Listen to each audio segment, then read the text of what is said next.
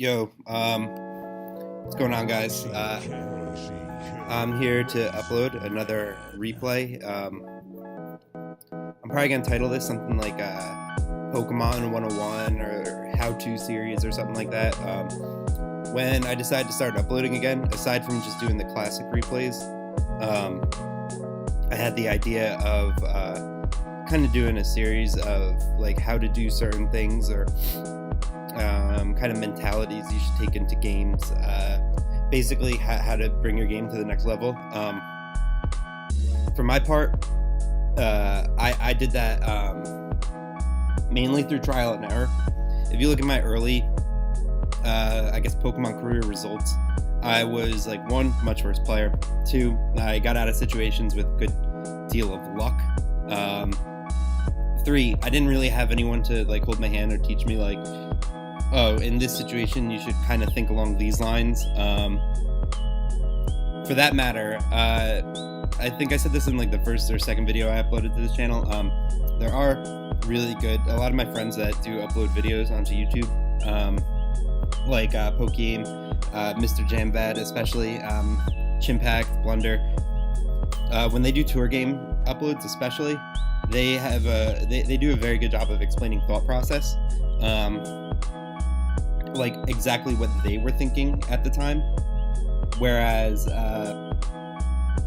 what I'll do is try and something similar, but abstract it to an entire how should I put this? Like abstract it to not just the game that I'm in, but how you should face those situations in a tournament going forward. Like not just TEAL6 versus Dodmen, but Pokemon Player X versus Charizard Lover Y. I'm sorry if I'm a little bit stop and start here. Well, it's not early for me, but I didn't get up too long ago, and I'm on a huge come down from last night, so my brain's a little scrambled. But I have a little bit of free time. I thought this would be fun to upload. I'm gonna do this with a bunch of different games that I think are good examples, and I'll try and explain like kind of different thought processes, different things that you could do. I'm gonna have to stop to drink water a ton, so sorry about that, but whatever, you'll live. And my 16 average views will probably not be hit too hard from this. So I'll just I'll start going now. You can probably, maybe I'll put like a note that you can skip to whatever point I'm at right now. This episode's gonna be how to play against Stall. Stall as a playstyle is not something that I like a lot for tournament play, especially tournaments like SPL. For reference, this is an SPL7 Week 5 rematch, or replay. It's between me and Dodmen going into SPL. Dodman, I think, was ranked number 1 in the power rankings. He had a really strong year of performances in UU. I was sort of the new guy on the block compared to everyone else in the UU pool, aside from maybe Xmarth, because he was a little less known than me. I was considered the new guy because I only really had one tournament under my belt. I was bought for 10,000 credits or coins or dollars or whatever the fuck SPL actually uses,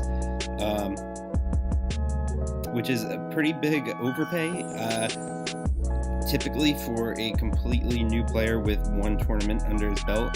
Tournament he didn't even win, because I didn't actually win UU Open. But Valentine believed in me. I ended up going 8-1 in SPL, and I actually lost on the last week, so really close to the 9-0. My team didn't make playoffs, but that's aside from the point. So this was week 5. Going into week 5, I was 4-0. I had kind of gotten over the hurdle of nerves that come with being in like these big tournaments. Like, people can say they don't get nervous for games or anything like that, but every single person I've talked to said, yeah, before my first SPL game, I was sweating bullets. Before my first World Cup game, I was so nervous. I made so many wrong plays in the first 10 turns. That's gonna happen, no matter what it is. I played sports my whole life. Like, I've played in front of, like, you know, small stadiums filled with people. I've done like academic bowl competitions. I've done I've boxed in front of like a classroom of people. I actually haven't had a fight yet, but like all these things which should realistically be a lot more nerve-wracking. For me, it's funny because Pokemon, there's 400 people online, everyone's watching, everyone's commenting your turns. It'll cause you some nerves, and it's not like physical like a sport where it's reflexive. You're playing in a soccer game, you're playing in semifinals for like a county tournament or something, like something pretty big, right? By the second you get out there, you don't really have time to get too nervous. Your body's just moving on its own. The ball comes to you, you're going to trap it, you're going to pass it, you're going to look for your forwards. You don't have time to go, oh fuck, I hope so-and-so in section 8 thought that was a good play. Here, if I make a bad play, immediately, the LOLs, XDs, like everyone's on your shit. So to me, it's a different kind of stress and nerves. I don't really get too nervous anymore, just because I've become a bit disillusioned with the tournament scene as a whole, and I also think I've performed well enough. Like I'm right around my 1 year anniversary. I would say my start of tournament playing was Grand Slam 4, and Grand Slam 5 is a week away or something. So I think I did well enough within 1 year that I can kind of relax and say, okay, people should know I'm a decent player by now. I shouldn't get too nervous. I had a terrible World Cup, but we still made playoffs, so I'll be playing in that, and I will be uploading my games there, even though I went 0-3 in the group stages. It's the first tournament in the whole year that I've had a really horrendous showing. So yeah, I don't know. It's highs and lows for everyone. Hopefully I'm able to turn it around. But for now, I'll go over some good times. So yeah, going into week 5, I was over my nerves. Dodmen is a good friend of mine. He told me before SPL started he knew what he wanted to bring against me. That actually kind of clued me in that he might bring stall. I had brought in balance week 2 and then offense week 1, 3, and 4. So the thing is, people, you can know I'm bringing offense, but you can't CT offense, especially UU offense, and especially around this time. Actually, it's worse now, as I'm saying this, which is early July. There's the thing is, you can know I'm bringing offense, but you don't know which mod I'm going to bring. You don't know what I'm going to build around, what glue I'm going to use, what pivots, stuff like that. So you can generally, there's a few things that really scare offense. Cresselia is a big one, stuff like that. But you can bring those mods. But I play Hikari week 8 or week 7. Yeah, because Coco was week 8. And I built around Mega Absol, which is not something I had used at that juncture yet. And he said to me after, he's like, yeah, I wasn't prepared for Mega Absol. I didn't think you would bring that. It's a great mon, great offensive mon. High, really fast priority because 361 and then +1 sucker punch. Really strong priority, ludicrous attack stat, incredible boosting move, pretty bad bulk, but enough to take 1 neutral hit off of anything. So yeah, those are just examples. For his part, Dodmen brought a stall team that I had actually seen variations of at points. During SPL, my training regimen was basically I would build a team. I didn't really scout my opponents too much because I went overboard in scouting week 1, and I'll upload that eventually. I lucked week 1 100%. I shouldn't have won that game. But I built for a certain type of team, and I overdid it to the point where my team was ineffective against anything not in that mold. And then my opponent brought stuff not in that mold. From there, I said, fuck it. I wasn't going to worry about it too much, and I just brought, general good teams, teams that fit me. It's sort of like... when it's again, if you relate it back to a sport, if you're trying to do something with your opponent in mind, it's gonna be awkward to play, and that's what it was week 1 for me. From then on, when I just brought teams that felt good to me, I was able to play the way that I want to. So my training regimen was I would build my team and play 2 games per week, especially because I was really busy at work at the time too. My first game of the week would be a test match against Scythe or Teddy or someone on my team, and my second game of the week would be my SPL game. As a prep thing, that's another thing that's kind of big with me. I don't like to test my teams too much, especially in tiers I'm really comfortable in, where it's UU, because I don't want to I generally think if you don't build a team in like a super retarded way, it can probably deal with most matchups. Like if you build it if you build a team that's not like 6-0'd by an S or A+ ranked threat, you can kind of handle like anything that comes your way with good enough playing. I didn't want to find, like, especially in SPL where you're using 9 different teams, right? At minimum, if you play all 9 weeks. I didn't want to find those holes, like, oh, you're weak to a combination of Mienshao and Kabalion, like if they run double fighting. I don't want to find that because I can probably play around that regardless of what I have. And if I find that, I'm just going to go into a game more nervous than I would be otherwise. Though I was a little bit lucky this game because I had the inclination that Dodmen was going to bring stall. I brought one set that matches up pretty well with stall. My Chandelure is sub Calm Mind. So I guess right now I'll start with team preview. I know hard stall, right? This is going to be, I think it's like pretty spadef SPL6 because its defense is like ludicrous. This is the Synthesis Chestnut with spikes, the Fat Salamence, so it can defog like over and over with Flamethrower or something like that. I didn't know it ran EQ. I do find that out in game. I wasn't sure at the time at preview. Standard Blissey has rocks. Alomomola, which is my most hated Mon, and Sableye, great stall Mon, and also great against stall. Looking at my team, I am Leftovers sub DD Gyarados. Pretty good matchup actually, because stuff like if I'm behind a sub, Sableye can't really do too much to me.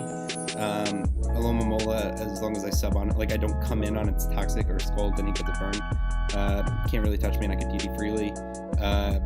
Blissey, Seismic Toss does break the sub, like that's a little bit of a tricky matchup because I'm not going to Oko it with Waterfall. Fat, but like, again, can't do too much to me with Flamethrower EQ. It can't break anything. If this has Spiky Shield, some of them don't. I can't touch it really, like I'd need, and it could break my subs, which is a bit of a pain. This doesn't want to take Waterfalls no matter what. Sceptile, a very, I love this Mon versus like offense and versus like some forms of balance, and it actually turns out pretty well here. Sceptile's a really interesting Mon. A lot of UU players, like, I used to participate pretty heavily in the subform stuff, but I think a lot of those guys, like, they're stuck in wrong modes of thought that kind of limit the way that they play. Like, you'll see a criticism of Sceptile posted, right? Oh, it's fragile, it doesn't take too many hits. Well, depending on the ones that you need it to take, it'll do it 100%. Upon Mega Evolution, 4 times resistant to water. It doesn't mind a Scald Burn, it doesn't mind hazards, so it's okay that it's weak to both. Like, Sceptile's fine. If it's at 28% or 75%, it's still gonna do its job. It's still gonna stay alive, it's still gonna get hits off, it's still gonna get, pretty strong, pretty fast moves off. So people underestimate its, defensive utility. Choice Band Crocodile, I should have played this a little bit better in the game, I think, but, it still does its job. Strong Knocks give any stall team kind of a pain. If I'm able to have, hazards up, this is the only thing that really comes in on me comfortably. Even Salamence doesn't want to take a Choice Band and knock on rocks, or Alomomola. I'll skip Chandelure, I'll do him last. Empoleon, I said it in a different video, the only reason I like Empoleon is because it gets rocks and defog on one set. It's just compression, because you especially now, but even back in SPL time, I thought it was really hard to build. It's really tough to kind of cover all your bases in one team. Slurpuff, everyone should know what this does. Belly Drums, get some burden. Moderately useful in this game, but there's a few things that can give it issue. Because +6 Play Rough doesn't kill this, doesn't kill Aloe. +6 Drain Punch comes nowhere near killing this. Even if I manage to get these nice and weak, or get rid of Aloe, especially because it can't regen on me. And I knock SPL6 down to say 60% or something. If he sacks this to get the Wisp off and actually hits, now I can't kill this again, so that's kind of a pain in the ass.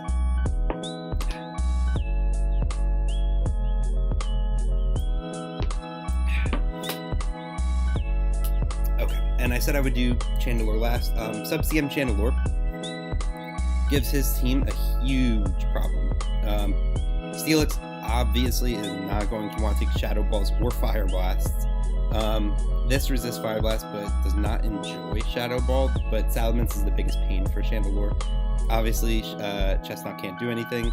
This is mono-attacking Toxic, so as long as I'm behind a sub, can't touch me.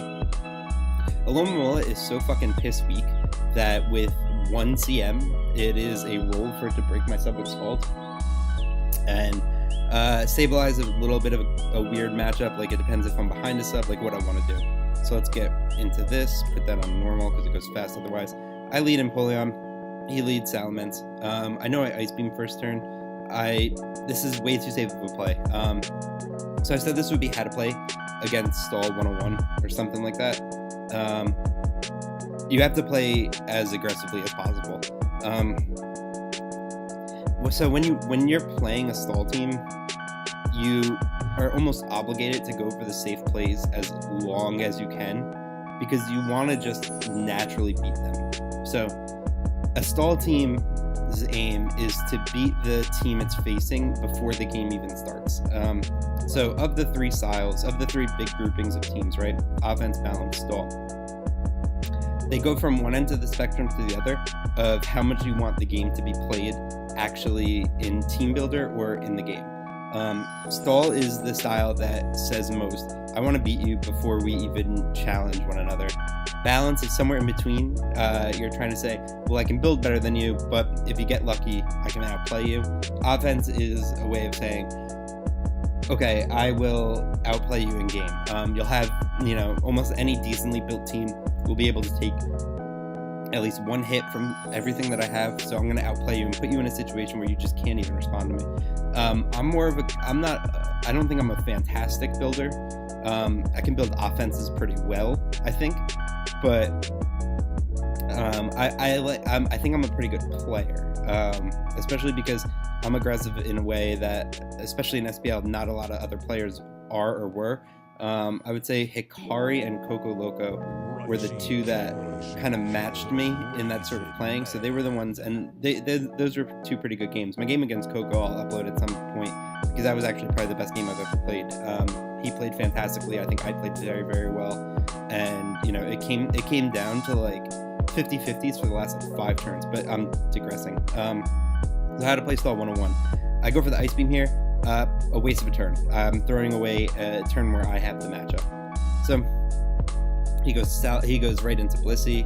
I Ice Beam it for middling damage. I even get a crit and it does 13, so it doesn't mean anything. I do have my chance to set up rocks. There's no reason I shouldn't set up rocks here. He seismic tosses me, just gets damage off. I think his idea is to essentially put this low enough where later, if I do have that matchup, he can just DQ. So I take my chance, go right into Crocodile, strong physical attack on him. He calls Dodmen is that's not a prediction really, because obviously Empoleon cannot touch Blissey. I can Scald 80 times and I'm not gonna beat it, and crit almost all of them.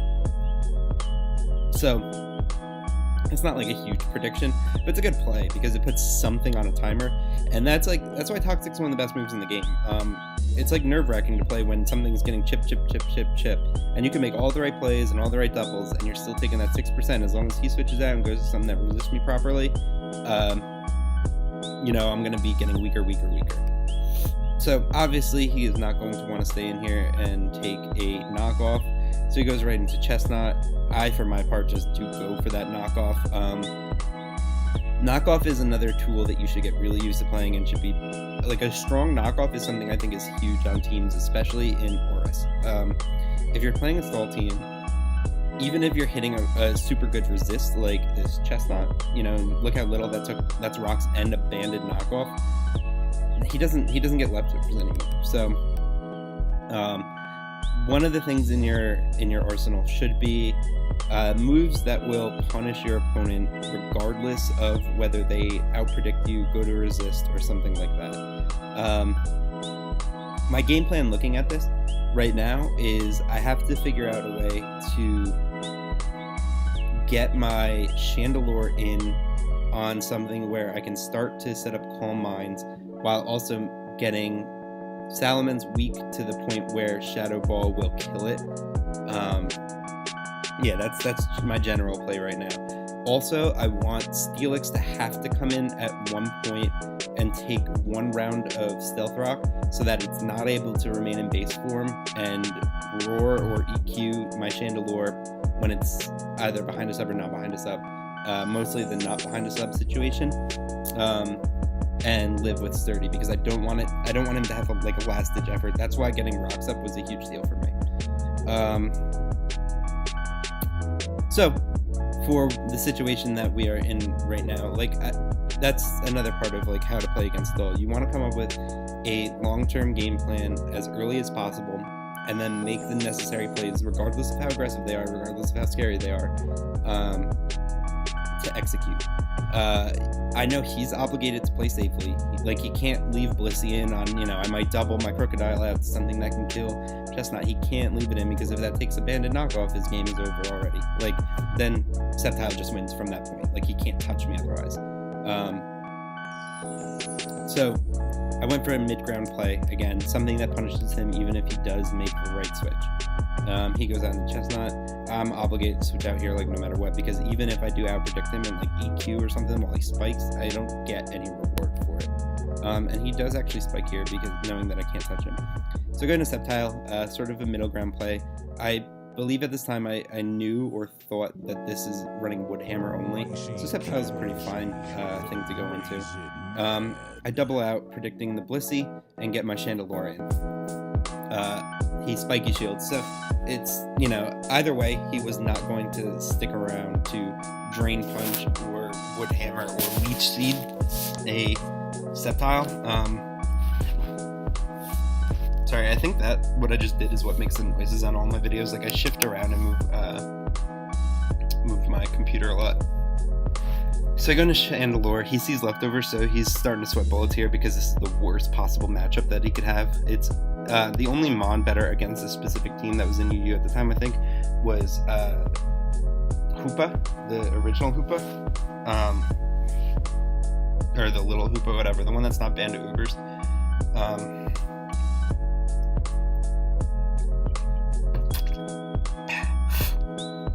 So he knows that I have a really good Mon against this team. And the thing is, though, it's not as clear cut as it seems to be. Sorry, I got a text. I can't just bring Chandelure in and start winning. The Salamence is actually a huge fucking problem. So I substitute here, scouting kind of what he's thinking.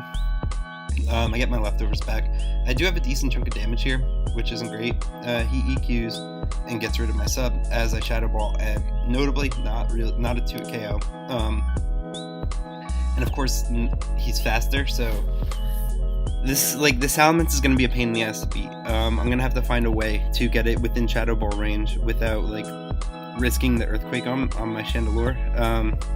I know this is going to be the hardest thing for me to defeat, and then once I do, I can realistically win the game. So my long-term plan is still intact. Chandelure is going to be my win con. I need to pressure his Salamence now. That's the one thing that I've deduced for myself, because I didn't know it spread prior to this. I think Dodmen actually just runs max HP, max speed. So not wanting to risk the EQ there, and also needing a way to punish him. Sorry, regardless of what he goes for. I bring Crocodile in, get the Intimidate off. If he does EQ me, it's going to do a little, not a ton of damage, but between Spikes, Toxic, and EQ, I would be getting a little low. But Dodman is a little smarter than that, and he knows that he can roost this turn. So it's not looking super hot for me. I do threaten him with a knockoff, so here's where here's where it comes in, where you have to be willing to pull the trigger on plays when you see them in front of you. Keeping him low and keeping Rocks up is super vital for me right now. I need him to take Rocks whenever he brings us in, and I need that TEAL6 to take around for Rocks whenever it comes in. So I know that he's not going to want to stay in, take a knockoff, even if he doesn't die from it, because he is pretty fucking bulky. Even if he doesn't die from it, if he doesn't have Leftovers anymore, Chandelure becomes even scarier. And okay, so I knock and he somehow kills Crocodile, right? Say he has Dragon or Draco, Meteor, or whatever. All of a sudden he's fucked because Sceptile scares it out, even if he goes to Bliss, he can't come in on rocks again, not after taking a banned knockoff. So he's going to just switch here. I know that, and I pursued him. So now, look, he's at 46%. When he comes in, he's going to be at 21%. I put him on the back foot really well here. He's not in a phenomenal situation. So he goes out into Chestnut. I think I just go back into my Sceptile.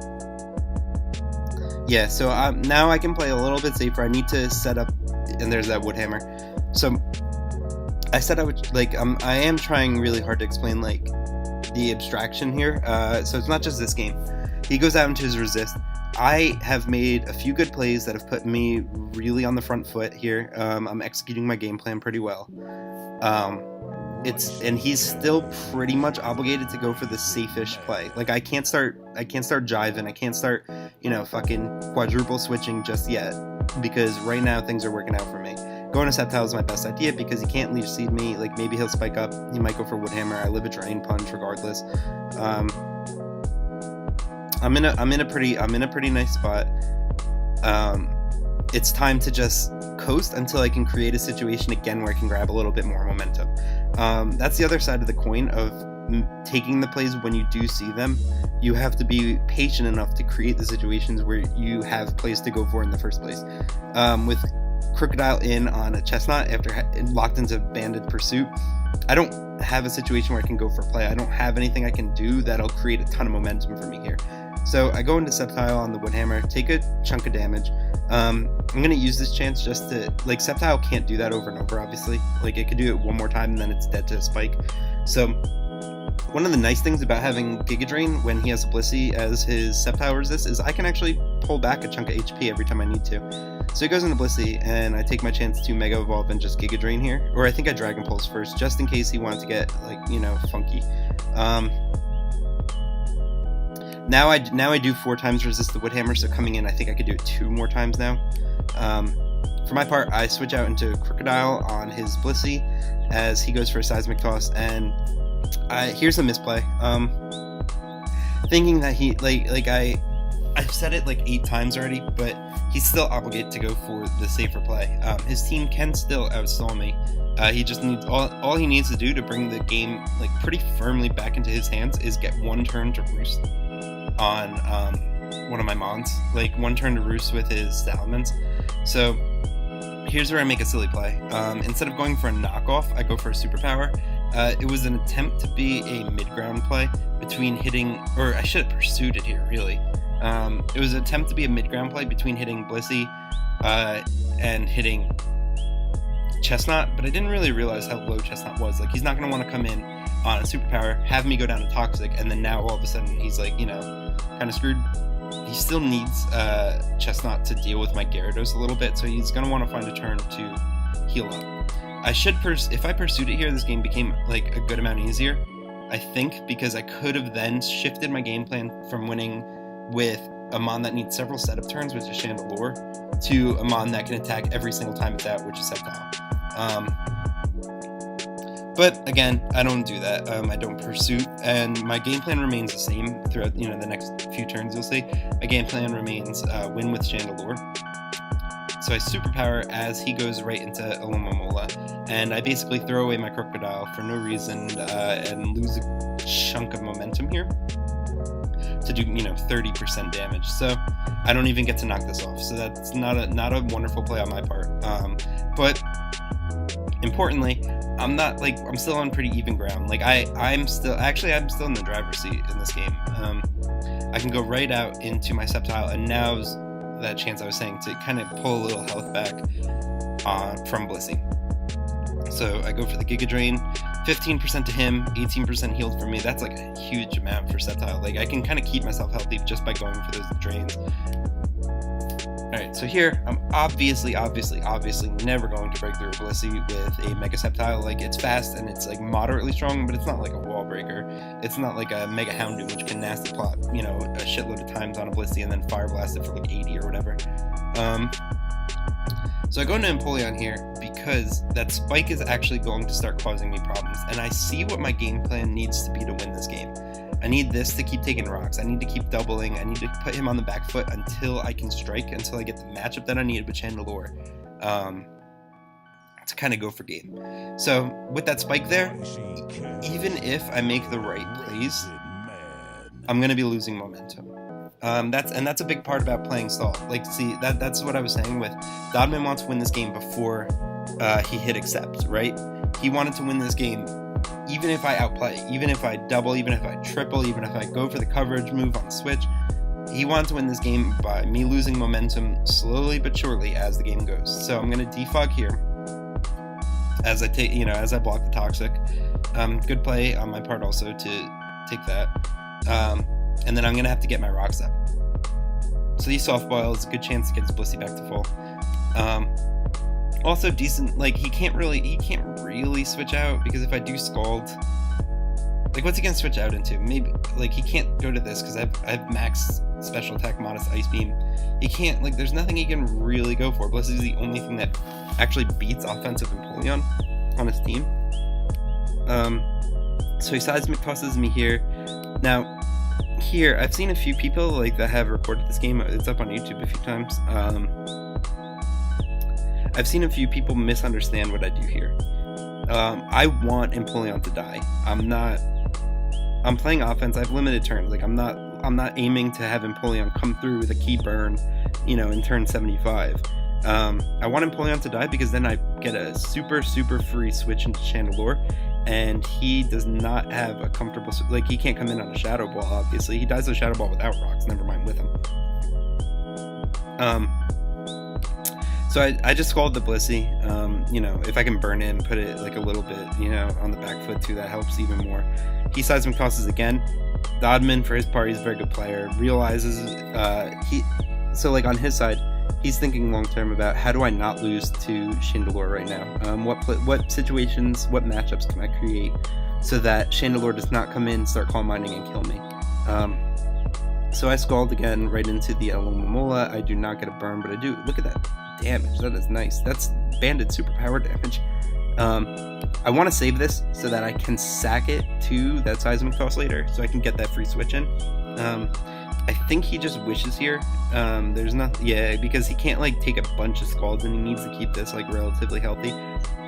And I just Giga Drain onto the incoming Blissey again. Now Sceptile's looking pretty good. It's a lot high. Oh, I think I said earlier in the preview, by the way, this would be rocks, but obviously it's not. I forgot to steal this as rocks. So here we go again. I'm gonna go right back into Empoleon. I want this dead. I don't want to risk a toxic, which he goes for. I don't want to make any huge mistake. So he goes into Alomomola. As I Scald it again, I think I just go right back into Sceptile. Like I'm patiently looking for my turn. Can't lose your cool. Like in some of those classic games I uploaded, like I show you, there's times where I lose my cool. In SPL, I was kind of playing in the zone. Like I knew I can't, I have a fragile team. I can lose this whole game on one bad turn. Don't risk it. Keep playing. You have a way to win. Execute the plan. Like have a backup. Like my backup, these two form a pretty decent backup. Like I can still get something going with Gyarados and Slurpuff if I do fuck up. You already fucked up once with Crocodile. You could have, created a fourth Wincon if you had pursued it. But you know what? Like, it's still there. It's still there for the taking. So, I get Sceptile in on Alomomola. I figure this time he'll just protect, so I can't double on him again. He does. Gets Alomomola back up to full. He's not going to risk staying in, so here I go for my chance. I saw the play in front of me. He can't throw this away immediately because of this threat of Slurpuff. Like, he still kind of needs it. So I double right into Chandelure, and my aggression pays off. Sorry.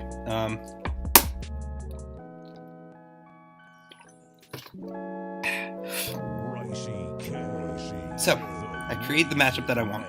Sorry. I create the matchup that I want with a double. Right into Chandelure. Well, it's not a double, but whatever. Chandelure and Blissey. I know he can't touch me, and he knows I have sub, so he's going to switch right out, and I'm going to take my chance. I'm going to sub. So I sub as he goes into Sableye. He knows he can't go hard into this because any attack I throw out kills him probably. So I go into Sableye. I threaten this with the Fire Blast.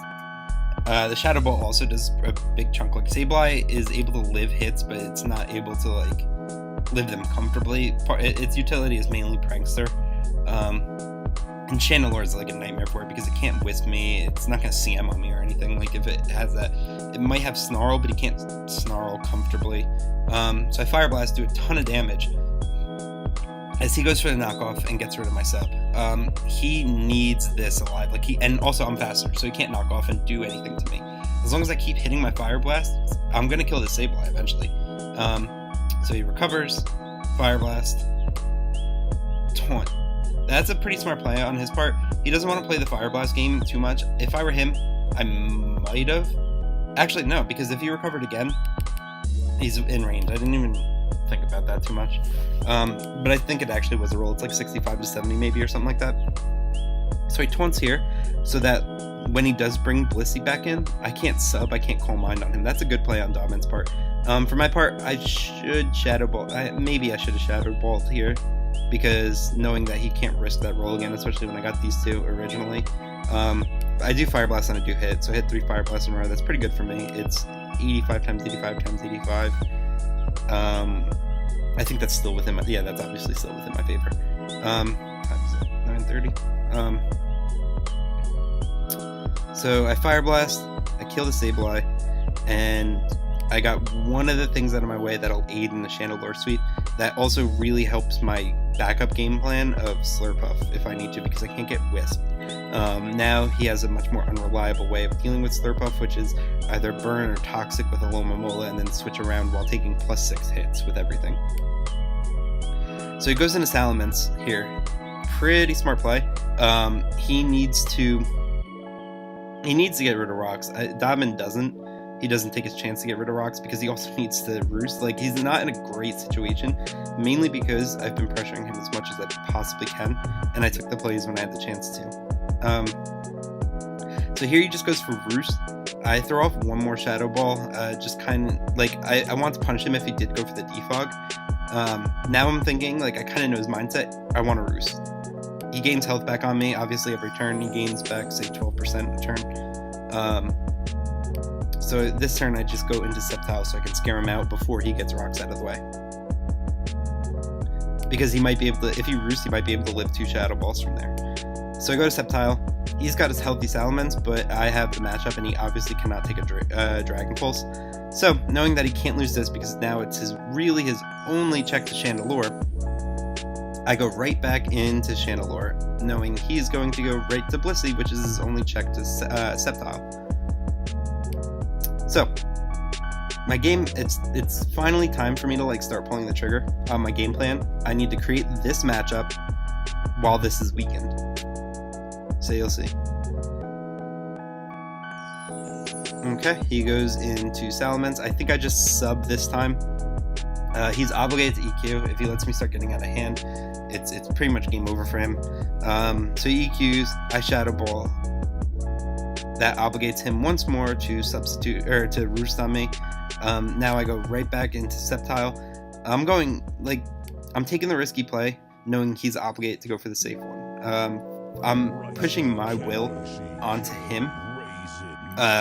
And because of his team construction, I'm able to do that. Like, if he was an offensive team, I can't do that as easily, because if he loses like one more key member to his team, then, you know, I break it open with other stuff. Like, that's the downside of playing stall. You can't play aggressively, like, or as aggressively at least. Like, some people can make, you know, good doubles and stuff like that. So I go into Sceptile. I'm scaring him out to Bliss again. So I double into Chandelure. He goes into Bliss. I think this is where I start really ramping up the pressure on him. I go right back into Sceptile here, knowing he's going to go right back into Salamence. And then, so another nice 25% gone. And then I go right back into Chandelure as he goes right into Blissey. So now he's taking rocks. He's on the back foot. I think I go into. Yep. Oh no. Okay. So this is where I say, okay, it's time to win. He sees what I'm doing, so he knows that he can't keep this up forever. I sub right on his Alomomola. He is not in a great situation. He can break my +1. He can break my +1 substitute with a Scald, but it's a roll actually. It's like max is 28, min is like 23 or something like that. So I can play this game a little bit with him. And also, if I beat him on a turn, if I Calm Mind as he Scalds into like my naked Chandelure, then I just win. Then I just sub up. And he can't go to anything. So he breaks my substitute there. Also, I did have I think like 40 HP EVs on this, so it's an even better roll for me. I sub up again, and he doesn't break it. So now he's in a really shitty situation because I'm able to Calm Mind for free. He cannot break my sub. I Shadow Ball here. I forget why. Oh, okay. I didn't want him to like wish pass into SPL6 as I like subbed or Calm Mind or something and then found his way to Roar out. I did that solely because I know that this is a Piff team. Pokemon is fun, really good stall player, plays a lot of UU, and every other tier too. And Piff described how to play against Chandelure with this team construction, and it involves like letting this go down to sturdy and roaring this out. I don't like long term. It didn't really matter. Like at +2, you can't really do too much to me. And he was gonna break my sub anyway, even if I Calm Minded again. So sub up on him again as he goes into Blissey. Now I know what his game plan is. I use 3 Fire Blasts against this. So he's going to want to try and between misses and rolls, he's going to want to try and time his soft boiled so that I am not able to kill his Blissey with my +6 Chandelure. So I Shadow Ball into it just to make sure he doesn't double or do anything funky. Shadow Ball again. It's time for me to start Calm Minding. So this is a little boring because he can't touch me and I don't want to touch him yet. I get up to +6/+6, but I'm just gonna Calm Mind, like no reason not to let me leftovers to full. And now you see him start to throw out soft boileds. That's because he wants me to hit him with a Fire Blast, knock him down to like 20, and then soft boiled and leftovers back up to an amount where he can take it. Sorry, my mouth is dry as hell.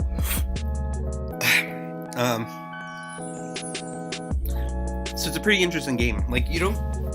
One of the great things I love about tournaments is like you don't get these like high level like unique strategy games in like a ladder scenario because you're grinding out games like left and right. You're not getting a situation where one guy is soft boiling to waste PP, provided Fire Blast misses or like deals low amount of damage or you know. And on my part, like I'm never gonna play a ladder game where I have a +6/+6 Chandelure behind a sub and I don't win against a stall team.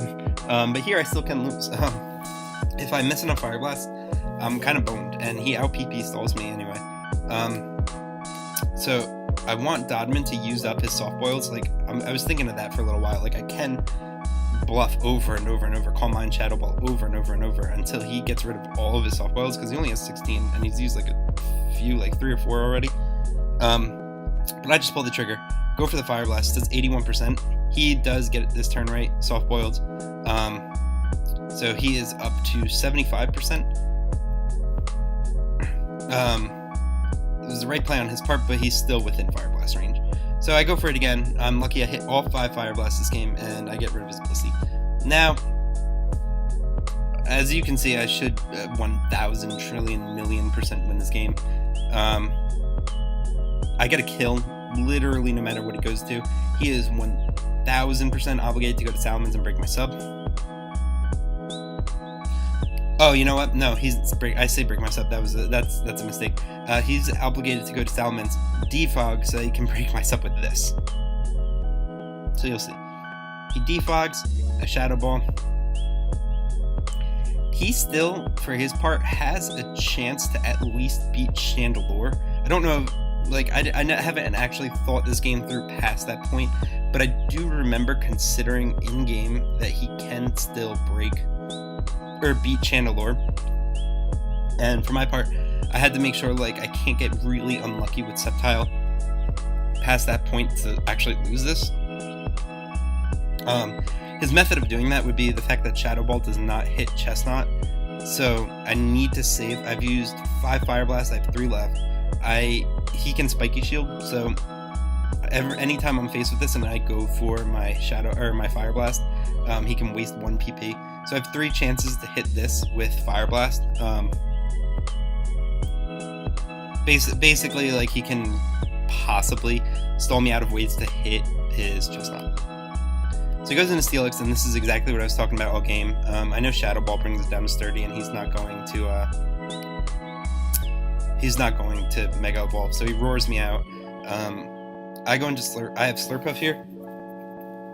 Basically, I can't lose here. I do Belly Drum on him, just to, like, thinking that he's gonna go into this because I would just Drain Punch or something, and he can save this for like a sack or whatever. But I can't. Like, I obviously cannot really lose this. I Belly Drum. It's mainly to look cool. Like, at this point, like I said, I know I was trying to be safe or whatever, but it doesn't really matter. He goes down to that. I Play Rough into it because from 60 or whatever that's at, it's going to die to Play Rough. He sacks Steelix. Now Alomomola lives. Max Alomomola lives a Play Rough. He gets the Toxic off as I fail to kill it. He's just going to protect a Drain Punch, I think. Or no, I Play Rough one more time. Like, at this point, it doesn't really matter. Okay, I Play Rough one more time, kill that. Spiky Shields. I still don't die to Toxic plus Spiky Shield. And then I Play Rough to kill the Chestnut. So, if you look at the game, it ends 5-0 in my favor.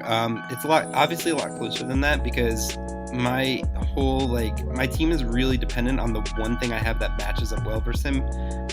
This kind of inspired me to bring teams a little bit stronger against Stall, though I don't think I was like super weak to it in the early rounds, because I was using stuff like Nasty Plot, Infernape, Choice Specs, Kyurem, things like that can, pressure Stall teams a lot if I play them correctly. Like Kyurem paired with Spikes and Rocks, Blissey is not going to want to take like a modest 252 Choice Specs Ice Beam with taking 24% automatically from hazards. Like, it has to soft boiled every turn after that, so I can switch to something that gives me more momentum. But regardless, I hadn't faced Stall at that point. If he was able to beat my Chandelure, this game would have been way harder, especially because he does have Spiky Shield, so I can't bounce against Chestnut the way that I want to with Gyarados. So I'd have to find another way to beat it, which I don't think is really, not super possible considering his combination of Mons. Like, it had to be done through Chandelure or Slurpuff, but, he wouldn't obviously keep Chestnut in on Slurpuff, provided he had the option to switch to something else. But this just goes to show, exactly what I mean. Stall was trying to decide the game before the challenge. Offense is trying to decide the game within the challenge. I'm basically saying, Dodmen, I don't think I can build better than you, but I think I can play a little better than you. And he's trying to say, Teal, I might be able, because Dodmen can outplay me. I've played him a bunch of times. But he's trying to say, I know I can build better than you. I know that I can build a team that you're not going to be able to break. Be it luck or good intuition on my part, I brought a team with one Mon that gave his team a ton of trouble. But as we saw during the game, it wasn't an auto win button. I couldn't bring it in and kill a Mon whenever I wanted. I had to make really aggressive, really targeted plays and continue to execute a game plan, even when it didn't look great. If I took a Toxic at any point with Chandelure, I lost the game, probably. Or if, he EQ'd when I Shadow Balled into it, Salamence for Chandelure, lost the game, probably. And so yeah, this game's the Stall versus offense matchup, especially in the tournament setting. It's a lot about keeping your composure, keeping to your game plan, and pulling the trigger exactly when you need to.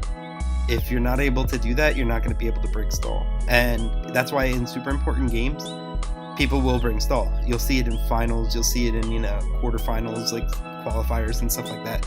People will bring hard Stall teams, anticipating the fact that you won't be able to pull the trigger against them. I think Stall is way more effective in a ladder setting than in a tournament setting, because I'm not about to lose the game by making a safe play for 45 turns in a row or 50 turns in a row until he wears me down enough. I'm going to lose a game. I'd much rather lose the game by going for an aggressive double and making him respond to that aggressive double than to go to the resist over and over and over. And there's some players that just cannot play against stall. Some players who like can't conceptualize the game in any sense higher than like, oh, he has a grass type out, I'll go to a fire type. Oh, he brought his water on my fire type, I'll go to my electric type. There's some players that just can't think of it in any more of a complete sense, and that's fine because that comes with experience and that comes with like a certain intuition inside. There is a degree of natural talent when it comes to this game. I'm not saying that Dodmen doesn't have it, because I think he's probably one of the most talented players I've ever played. I'm talking mainly about like, you know, another group of players, those sort of players that can't progress beyond that first level of like tournament playing or like abstract thinking capability. But this game was a really good chance for me to show it. This was a really big turning point, I think, in my my SPL run, even though I was already 4-0 going into it. I think this showed like, yeah, I'm not getting lucky bringing offense and they can't respond to me. I'm bringing a team that I know how to play comfortably with, and I know how to pressure the opponent with. I'm able to go beyond that first level of go to the resist and hit with the super effective move, and play safely and make the right or the best play, because there's a lot of players who get very far even who will, you know, let a game play out from team preview. And to me, that's like one of the most annoying things about this game. Like, why, if you see something in front of you, just grasp it. And it doesn't always have to be in a bad matchup. Even if you have a good or neutral matchup, like if you see something in front of you, just reach out, grab it, make the play. Go for the big move, like, you know, get the crowd on your side, do what you have to do. If you keep playing, like, for those of you out there, if any of you happen to listen that, you know, you're wondering why, like, oh, I can do pretty well, I can win 2, 3, 4 rounds of a tournament, and then I hit a brick wall. Ask yourself, like, why? Like, are you just kind of, are you, you know, scouting, building a team, getting a decent matchup, and then letting it play out? Or are you looking at the situation and saying, all right, what's my game plan? What's my win con? What can I force him to do? Can I condition him to do anything? Can I make a certain play?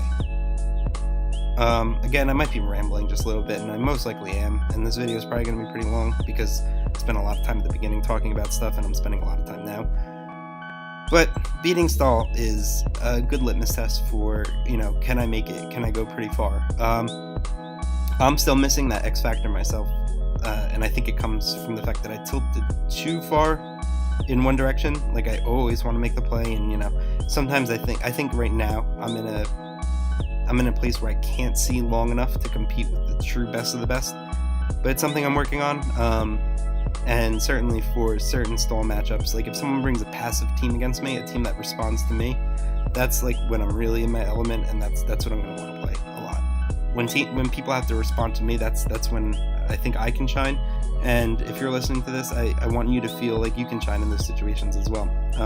You should be happy to see a stall team because you can make it play against you the way that you want. You can make him click his moves. And yeah, so hopefully, just looking at this game, if you were looking to learn something, hopefully you did learn something. If not, I'll try and, you know, explain my thought process even a little bit more, and abstract it even a little bit better. But overall, yeah, I think hopefully I'm able to get across certain modes of thinking and certain patterns that will help you as a player. Thanks.